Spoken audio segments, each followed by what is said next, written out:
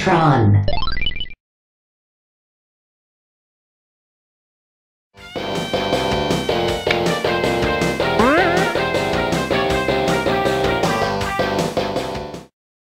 Black Friday approaches, and that means one thing. Grandma's out getting trampled just to get you the same old gift. Crappy video games. Oh, you got me Monopoly this year for the Nintendo 64? Well, this would have been great back in 1864. You know, when it was impressive just to not die from being 35. We all got games like this, you know the ones. Bottom of the bin, literally bottom of the bin at the grocery store. But in this category, one genre reigns supreme. The plug-and-play games. You know, one of these. Why buy your loved ones a $50 SpongeBob game for their Wii in which you have to, put the disc in, then figure out which cords plug in from the box machine into the TV, and then you gotta maybe switch it on, and who knows what else from there. When for $20, you can get them the magical device that plugs right into their TV, already has the game inside of it, and is also a toy of SpongeBob's face. That's it's like 18 toys in one. Now, plug-and-play games have been around for decades, but their true rise to popularity began in the early 2000s, led by a company called Jakks Pacific. Remember, this was before downloadable content and virtual console re-releases were widespread. The most you'd see were those GBA ports of NES games, so at the time it made sense. Of course people were gonna be like, you're telling me there were 10 classic Namco video games in this one small box that looks like a tiny version of the bigger box it used to be in? Well, sign me and the rest of America up! We got a couple of years for the housing crisis, let's have some fun! So basically, what started as an innocent way to port some classic video games in a novel way spiraled into a massive business. I mean, these things were everywhere. Look at the ones I have. These two are both classic Namco games. Pretty cool, standard stuff. There's a lot of these in the Marvel Superheroes series. This one's on Spider-Man, I guess. Hey, Spidey, you think you could, back off a bit?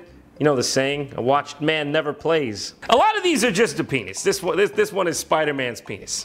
Bombs away. This one is Fantastic Four's creepy Gollum penis. Okay. Is this good? Is this bad? I'm sorry, man. I kind of have to do this. Oh my goodness, that's a bit barbaric, isn't it?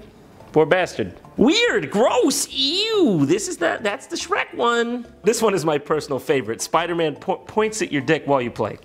You can't make that up. That's really how they designed this. What the hell were they thinking? Deal or no deal? No deal. Scooby's really going to town on the back of the Mystery Machine here, and Fred's like, Scoob, no, it's a kid's show, don't. I mean, to be honest, most of the games aren't horrible. The Scooby-Doo one's pretty appealing, the graphics are nice. Even the Marvel ones aren't bad. They're basically side-scrolling beat-em-ups, although I assume anyone would get tired of these before long. But don't get me wrong, there are the bad ones. Like the one where you plunder a sewer for the lizard. Forever and ever. Oh, there he is, wonderful. Shrek Golf. I asked for this?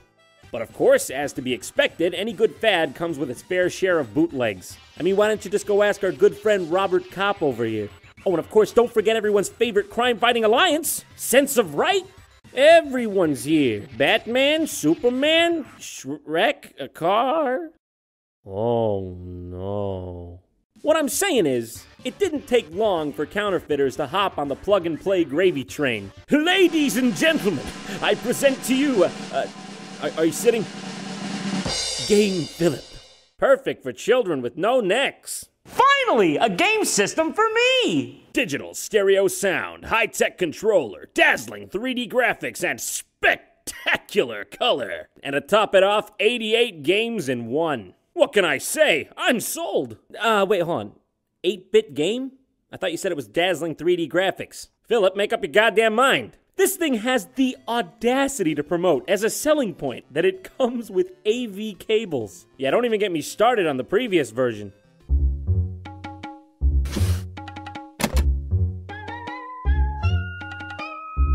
I can make this work.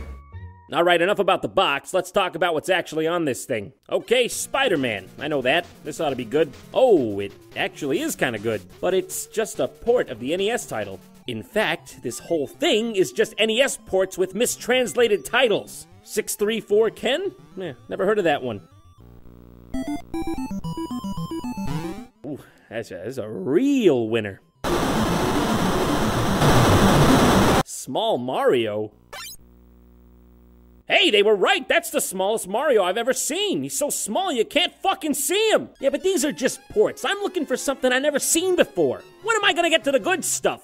Maybe I'll find something in the, Power Cracker, which according to the game box is the greatest game machine in the planet. Well, what are we waiting for? Get it out of there, start digging. This one claims to have 76,000 games on it. Damn, if that's true, I'll be playing this for my entire life. Oh my God, there really are 76,000. I guess I'll order some takeout. Toy Story? Huh, wonder what this one's like. Circus Charlie, huh? Yeah, I don't remember that from the movie. Again, this is just a bunch of mislabeled titles from the NES. I mean, there's not a single original game in here. What kind of human being does this? I mean, why'd they stop at 76,000? Why didn't they just say 1,000,000 games, 1,000,000,000, infinity, sky's the limit when you don't give a shit? Well, I mean, why don't we just try Super Mario? I mean, at least I know what I'm getting into. I have several questions. Mad? Who, me? No, I'm not mad. I mean, who's mad? How could I be mad when I bought a video game console that has Circus Charlie under 5,000 fucking different names? I'm fine! Crack this!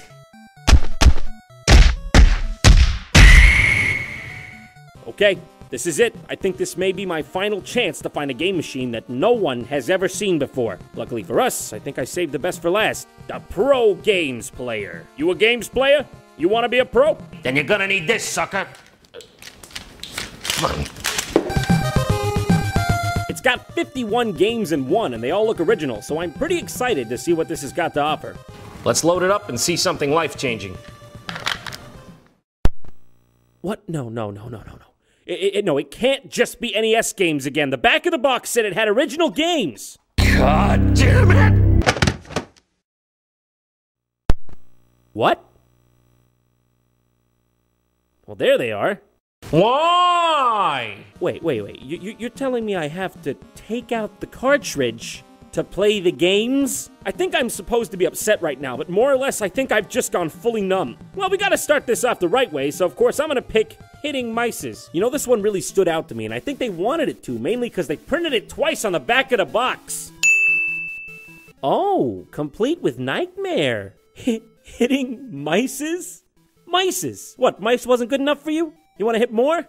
You want to pluralize the plural so you can hit more? You're a monster. In this game, you play as a cave gorilla throwing what seem to be, what is that, beanbags? At mice who are climbing up your wall. Now, you gotta hit those mices, but you want to cushion the blow. You don't want them to die from one hit. You want to stop the mice before they curl up in these burrows. Also, it's got this power-up that makes you move faster and is impossible to play without. But that's basically it, gameplay-wise. There's nothing else to this game. All right, next. Exist? Yeah, I've been trying. A good game poses a philosophical question. A masterpiece does it right in the title. Look at that copyright year, 2005-18784. Man, it's gonna be a while till fair use kicks in on this one. No modding! Ah, it's a fish game. Yeah, definitely got that from the title. This is basically just Feeding Frenzy, except it's got this 8-second loop of music that's driving me crazy.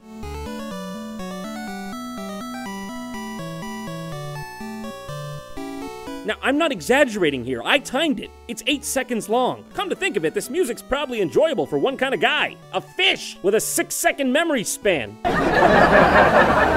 You know, I got a philosophical question myself. Why am I still playing this? All right, what's next? Let's boot up Cute Fish. Oh, God! Cute Fish? Where is he? You mean this guy? I don't think you mean this guy. All right, well, at least we're past that horrible title screen. I see. Yes, I certainly do understand what is happening here. Okay, yeah. Cute Fish. I get it. I don't get it. It's come to my attention that a lot of these games are aquatic themed. This one's called Corridor. What a beautiful name she has. Too bad she's gonna lose her pretty face soon because she's going headlong at the goddamn speed of light into a bunch of bullshit. Help! And she's off. And by that I mean she disintegrated. She's dead. And this is M Day with an underscore in the title because that makes sense. Also, we have Danger Zone. Oh, let me tell you about it. What was so appealing about the underwater genre that they had to make this many of them? Is it because it was easier to program, or was it just because 90% of the backgrounds was just blue? Next game, Waterfire. Okay, yeah, seen a lot of the water. Not so sure about the fire. I've been sitting here for like 10 minutes and I genuinely can't figure out how this one works. I think you're supposed to shoot only one certain color of barrel, green or red, but it doesn't matter which one you shoot. The guy on the right always wins. Why? For what reason? We cannot live in a world of chaos! Also, in regular fashion, the sound will cut out at will. And then come back. And then cut back out.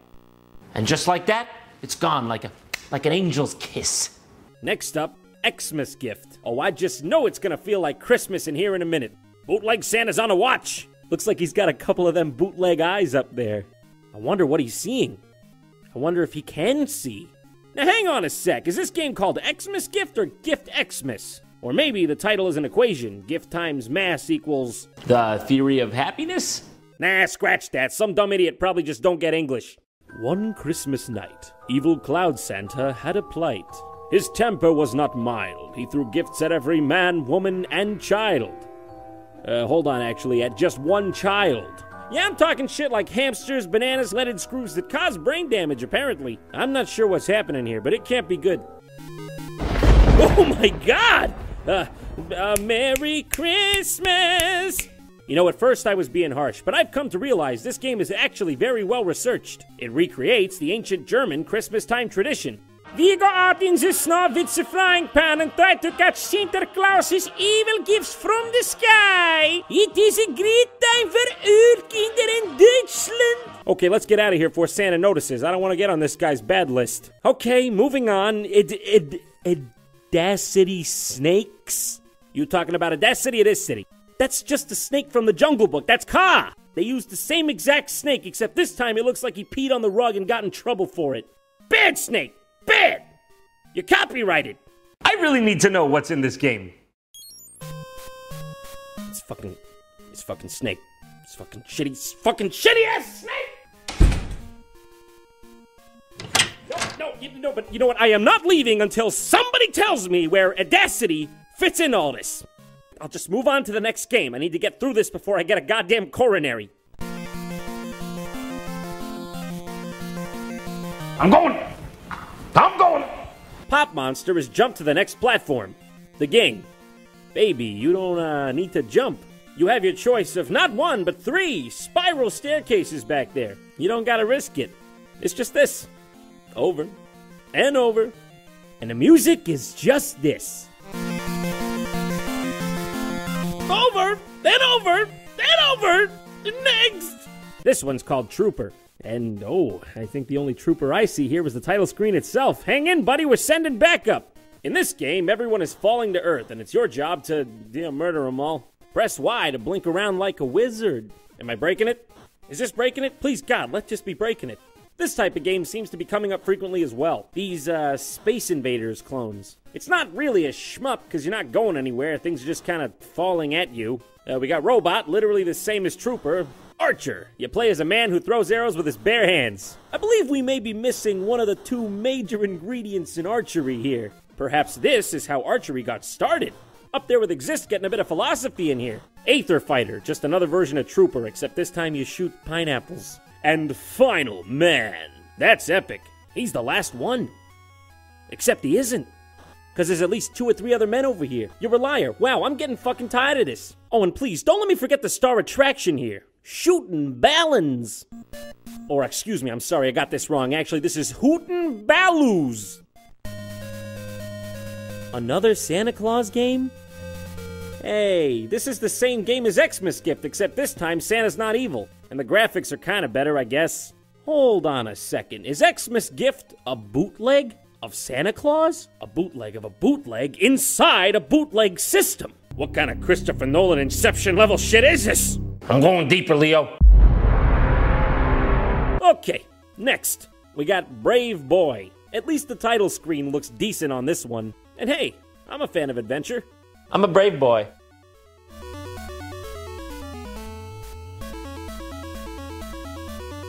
Not a brave enough boy for this!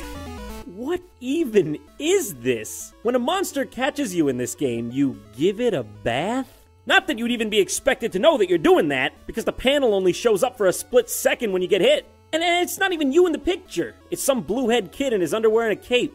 Well, to elaborate, by this game's logic, you have to avoid giving things baths long enough to collect balls long enough to unlock this sword in the center that's encased in crystal. This little blue guy here can't catch you when you're in the houses or tubes or whatever this is, but the big blue guy can catch you from literally anywhere. Even if the top of his head scrapes you when he's outside of the building and you're inside of the building, he gets you. I'm on a bath, motherfucker. Careful. Yep, got it. Wow, that boy was so brave he sent someone else to get the sword for him. Magical kitchen! Surprise! It's hell on earth! It's bouncing suicidal fruit in a spatula! Next! Okay, this one is just called Box's World. Look at his bear. Look at his smug son of a bitch. He knows what he's doing. He's like, yeah, it's a game called Box's World. What do you expect? Mary fucking Poppins? You seen the rest of these? And to top it off, it's just a clone of another game on the Sega Genesis called Shove It, where you slide boxes around. Yay! Yeah, I think I remember seeing this one on my TI-83 calculator. The vast majority of the games on this system are puzzle games, and most of them are terrible. There are memory games, stacking games. 2 of the games on here I would classify as lawn care games. Yeah, they would be Radish Field and Lawn Purge, aka cutting the goddamned grass. Why would I want to play a game where all I'm doing is chores? Isn't that what games are supposed to help us avoid doing? Especially when there were other such enticing titles on this console, like Stub Game, or as I like to call it, stacking fucking cans! Alright, come on, what's next? I'm here for the ride at this point. I'm here till the fat lady sings! Alright, we got Germ Killer. Yeah, well, at least it means well.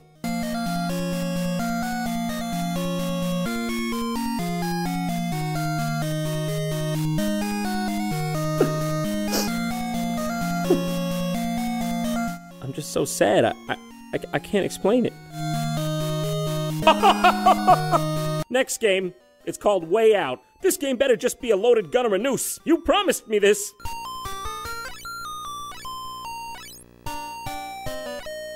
I have no idea what's going on here. Do you? She goes right when it points left. She goes left when it points right. There's no logic. There is no way out. Is there? That's what you're trying to tell me, isn't it? I'm stuck here forever playing your barely functional games. Okay, one of the only playable games in here is called Extreme Robot. Surprise, though, it's just Contra. I'm getting a little worn out at this point. I think I gotta take a rest. How about we book a room at the Oto Hotel and have a nice nap? The bosses are really weird, too. They're just... I don't even know what they are. What is that, a Roomba? Cardiac valve? Oh, this is the best, the finest bootleg. 4-star, best in the city. Zag it! Oh boy, I can't wait to see what's up next. We got Boxing Wursel. I'm drawing the line at Boxing Wursel, where they got Mike Tyson next to Dwayne "The Rock" Johnson. Are they different games? Are they just one big game? So they just, combine the sports then? You can't make me! Help me! I'm being held against my will. My address is 123 help! This is the Wursel game I've ever played.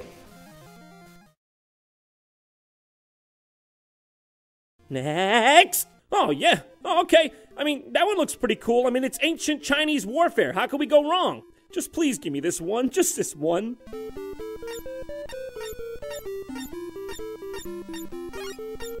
It's awful.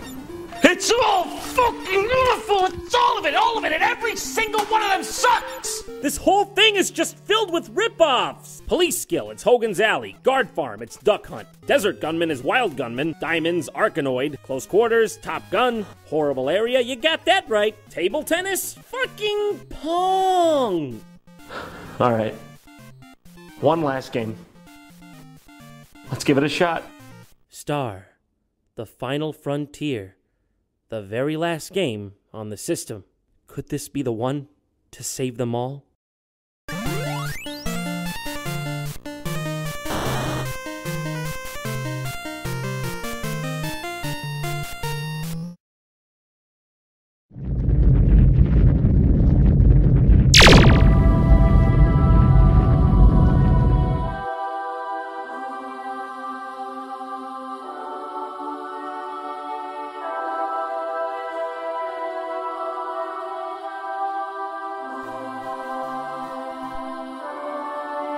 You did it, John. Bootleg Michael Jackson? You made it. You're one with the Xmas. Oh no, this can't be. You played them all, John. Now you can become a bootleg master yourself. No, don't use your magic on me!